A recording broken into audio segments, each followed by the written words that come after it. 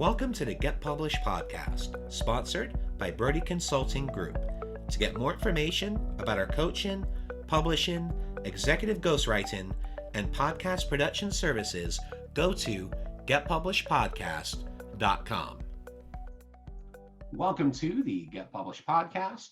My name is Paul Brodie, and I am proud to serve as your host. And today we have another amazing guest, and that is with Mr. Tom Morkes. So Tom is a West Point grad, an Iraq War veteran turned author, publisher, and entrepreneur.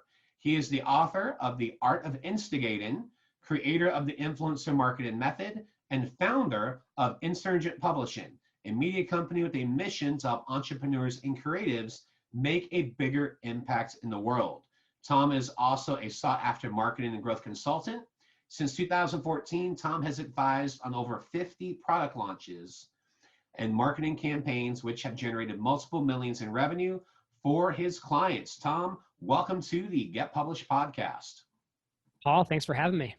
Well, we're thrilled to have you. Let's go ahead and dig in. So on our first question, what is the one piece of advice that you would give to a first-time author who is currently writing their book? Get out the first draft, get it out there and get it published.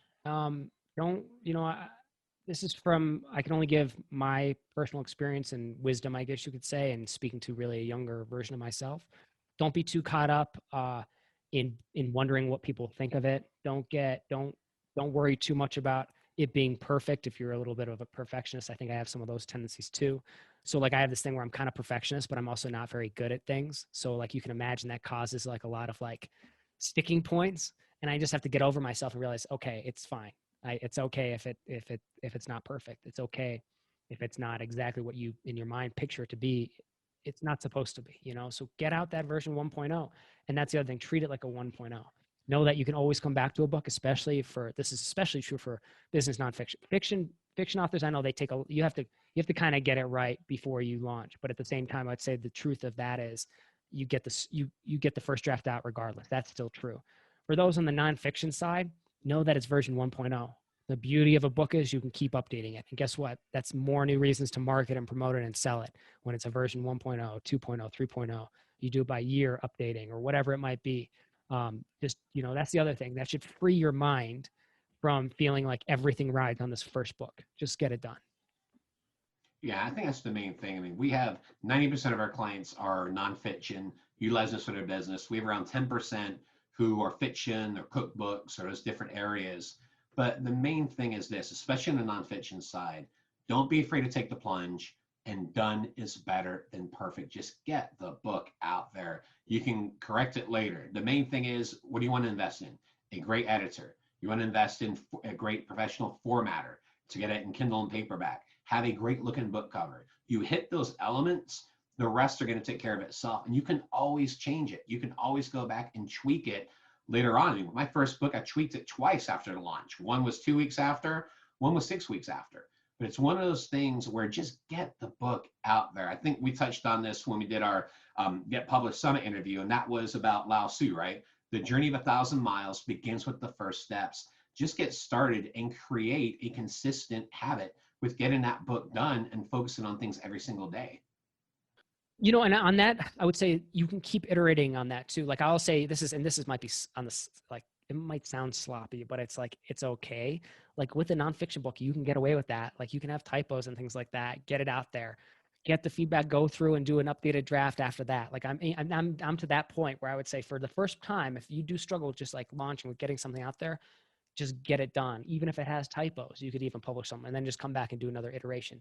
So again, anything to just reduce your ability to get to that endpoint, because then once you have it, there's a lot of things that you can accrue from that, and they'll continue to accrue down the road. A lot of people never get to experience the accrual benefit, the accrued benefit really of having a book, because they've never gotten it out there. So just realize that even if it's version 1.0, it's not what you want it to be, get it out there. You can always update the cover later. You can always update the editing later. So just get that version 1.0. But the other thing too is with those services you mentioned, you don't even have to pay that much to get really quality work these days. That's what I've been really satisfied with like my publishing and stuff like that. I feel like I've been able to source really good editors and designers recently for way cheaper. So all of a sudden that used to be a big barrier. Like you feel like you have to pay so much money to get a good editor or a good designer for your cover or formatting. And now you can find pretty reasonable priced options to get all that stuff done. So that's the other thing too, is be willing to invest a little bit of money into it and not do everything yourself. That might be one of the bottlenecks a lot of people run into first time too. The full on do everything myself, and then you're like designing your cover in Word or something like that, versus just spending a few $100, as little as a few $100 on a good cover design, and you can get some top quality work. So, And what do you feel is the hardest part about getting your book published? I think it's just that, because I think we're talking to self publishers here, right? Predominantly. So I've never been published, and I would never want to be published at this point in my life. I see no reason for me personally. I've worked with clients where they were traditionally published, and I worked on like the book launch side of things. So I understand why somebody would want to be published. I also have a publishing company, and I publish other authors. I totally get it. My value proposition is a lot different than other companies, but there's lots of reasons to want somebody else to publish your book. But let's just talk about the self-publisher. The hardest thing is just actually, in my opinion, is it's twofold. One is getting the thing out there if that's where you struggle, because what is it? 80, 90, you've heard the statistic, 80% of people have wanted to write a book, 5% or less ever do. Something that it's like a terribly abysmal percentage of the number of people who claim to want to write a book who never do.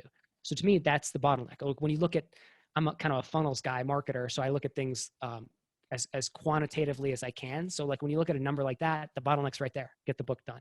All of a sudden you set yourself apart from 95% of everybody. Okay. The second thing is marketing. Most authors don't like to market or promote their books, and you have to. Nobody else is going to do that for you. So get comfortable talking about your book and sharing it. And that's it. If you don't like the terms marketing or selling, get used to talking about your book and sharing it with everyone all the time. and then we'll just go from there. If you start doing that, you'll have good success. And then you'll find the avenues that are the biggest bang for the buck. Okay, it makes sense for me to be publishing on social media, this or that. Okay, my blog has been a really good outlet to share. But I think that's one of the best ways to market a book, is just you can share the creation while you're writing it. It's a good, I found that was really useful for the first few books I wrote, was kind of documenting a little bit of the process as we went, builds up anticipation for it, builds up a good support network, builds up a launch team as you do it. So maybe share your work as you go. And then when you launch, you just have to talk about the book all the time, because nobody else is going to talk about it. That's on you. That's your job. Yeah, and that's a perfect transition into our next question, and that is about marketing. So please share a marketing strategy that you have used in your book launches that has worked well. The one I use again and again and again and again is influencer marketing, and or partner marketing, ties into like affiliate marketing. But I'll just say, broadly speaking, influencer, not like Kim Kardashian type influencer, but when I talk influencer, I'm talking about you, Paul, or myself. Maybe it's a blogger, bloggers, podcasters, people, thought leaders, experts, teachers, people who are sharing useful information and content. I try to find those people, and then I try to find them in the space that I'm working in and say, oh, good, my book could be a good fit for their audience because they write about X, Y, and Z, and my book touches on Z and goes really deep, and maybe that's a good fit, right? So I'm always looking for other people's audiences. And therefore, I'm always looking at other people, and those people in particular, like, is what I'm categorizing as influencers here, people with influence.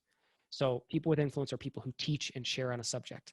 And so I've always, with every single one of my books, at least maybe outside of the first or second one I did just kind of directly to my audience, but any of the big ones where I really want to make a wave, I leveraged other people's audiences.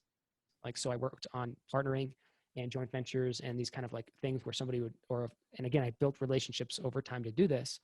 But there's little hacks and little ways to kind of get ahead of that. But the big thing is, if you can build relationships and you can connect with people who are in your space and the book is valuable to their audience, there's a very likely chance you might be able to negotiate or arrange them to share the book. And if you're just getting started, you're just trying to get that book out there, chances are you don't really have your own audience. So outside of document your work and start sharing it to build your own audience, now partner with other people and get them to share your book. You don't need a ton. You just need a few. And then all of a sudden that can get you the super boost you need in the beginning to get started. These are my two best hacks, I think, for you if you're just getting started. And on the marketing front, partners. I still use that to this day. It's the number one thing. I always just try to find where the audience is already and who's already talking to them. And would they be interested in sharing my book? 9 times out of 10, I'm going to find somebody or find a group of people, find maybe a dozen. Some of the launches we did where we hit like serious numbers, like number one nonfiction publishing project in Kickstarter, which was now it's been, somebody beat us, but that was a few years ago. We had the number one position for a while, but we had over 100 people, influencers sharing, 100 people with blogs and podcasts and platforms sharing this book. And that helped us reach those really incredible sales numbers. But even if you're starting small, one or two can be the drip, drip, drip that you need. And then you can line up with maybe another two.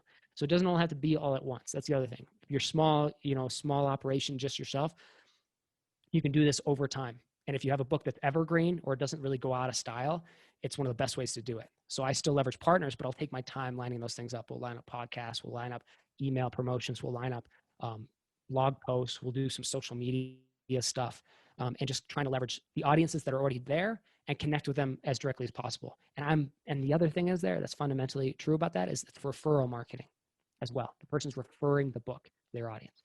That's going to increase your conversion rates across the board, satisfaction, people will love it. The whole 9 yards it's better for. So look at what partners you could partner up with to share your book.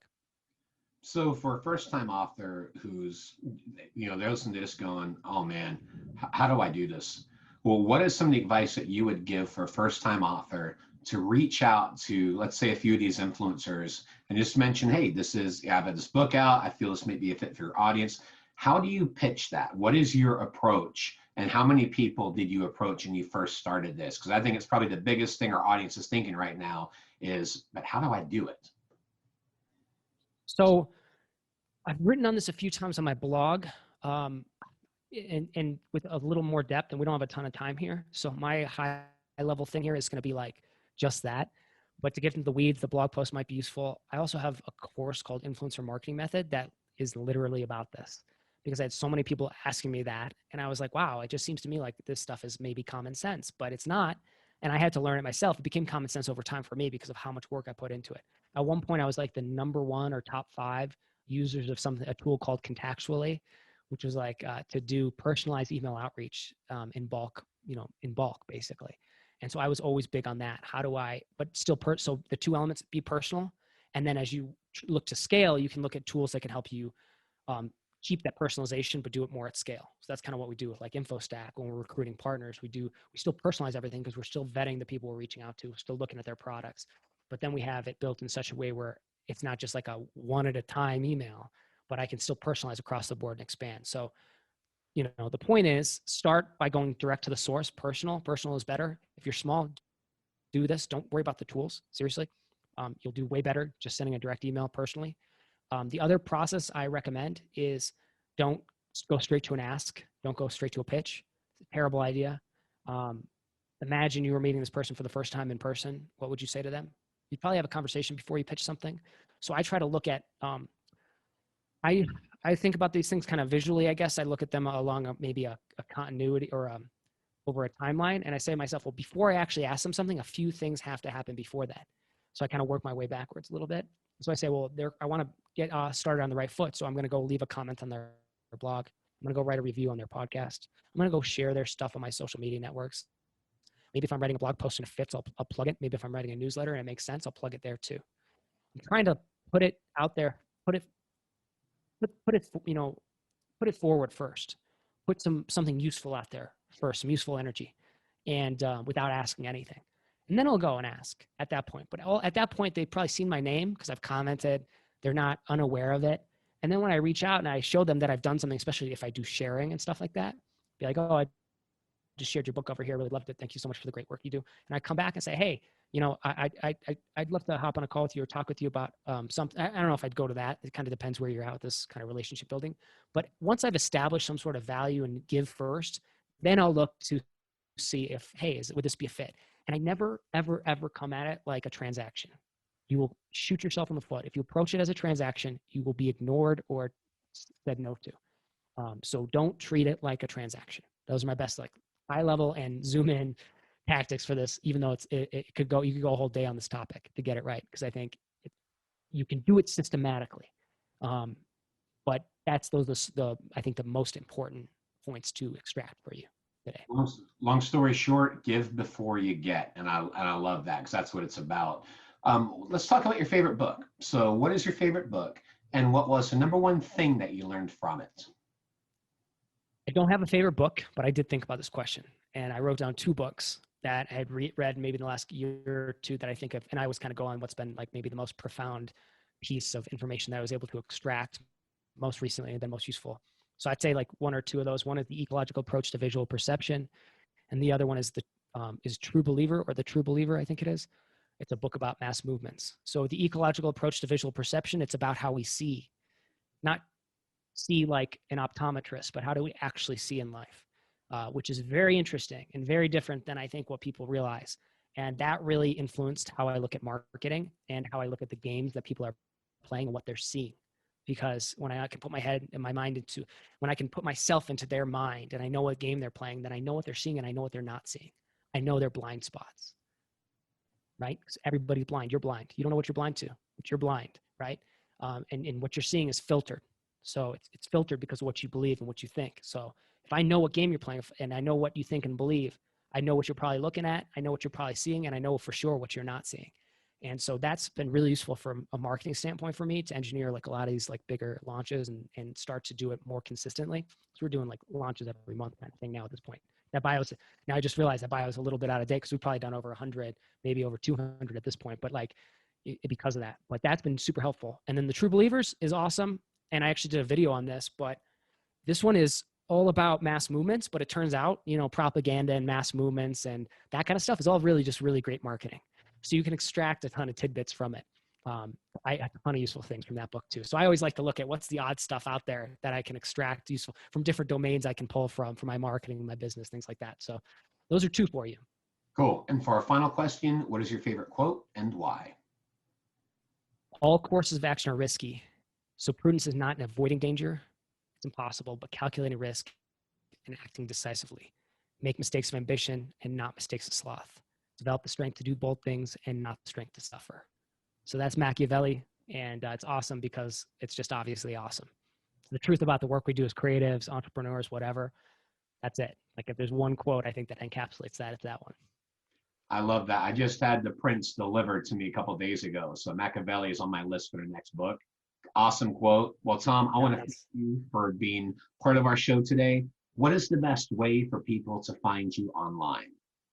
Head over to tommorkes.com. That's TOMMORKES.com, tommorkes.com. And on that page, you'll find all sorts of ways to connect with me. You'll find my podcast, the newsletter, a free ebook called Launch Hacks. So if you're launching a book, you're launching a course, you're launching a product, that will have 9 hacks for you to look at. They're only like a page or 2 long, very practical with like implementation steps. And they're all based on real campaigns that I either worked on or it was like a friend that worked on it. And so useful insights, I hope, for anybody who's launching anything. So tommorkes.com to get that.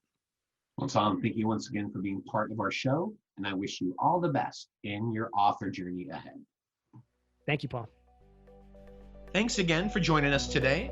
To learn more about how to get your book published with a proven system that works, grab a free copy of my book at getpublishedpodcast.com.